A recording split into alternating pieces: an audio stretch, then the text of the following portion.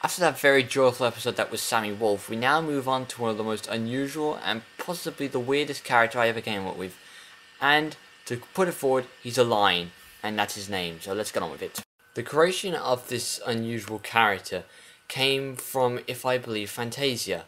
Now, if you folks remember that there was a certain part in the film when the presenter introduced something called the soundtrack, which was essentially just a straight line down the middle of the screen, which was able to create sounds and beautiful colours, and we had about maybe 5 minutes, I believe, of just, these beautiful sounds and the colours that this thing made.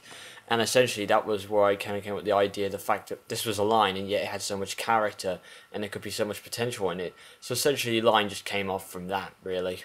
Line's backstory is both confusing and a bit weird, as it takes elements of The Ugly Duckling with it being set in another dimension.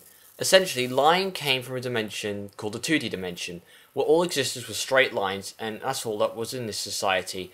Lines who just somehow kept the balance of fabric of time and space together.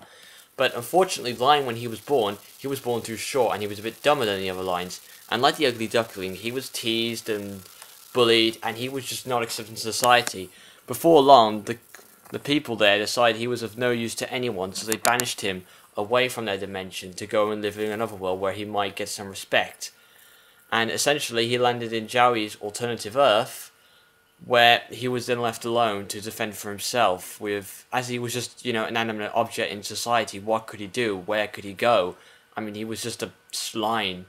He was just now nothing now in this society, so where could he go and what could he do? Line's salvation came in the form of a dog. Without any personality or persona to call his own, he had to come up with an identity that would make him acceptable and not make him look just like an outcast. So by taking on this idea of him acting like an animal, this is also how he made friends with Jowie, because it was a bit odd one day Jowie just walking past from school, seeing this random black line trying to do some business behind a fire hydrant. Jowie at first was a bit unwary about taking Line home with him, as Line was very bouncy and very interruptive, and he also destroyed some of Max's very personal possessions, which led to a big argument.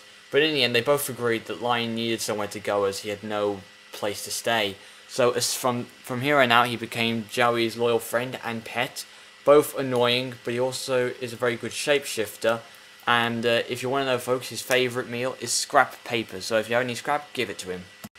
There we have it, guys, another character got through. I think I kind of cut my way through this commentary again, but whatever. Next time we'll be moving on to a different person this time. It's a villain, and we're going to talk about one of the best villains I've ever invented, Dr. Lampshade. Yeah!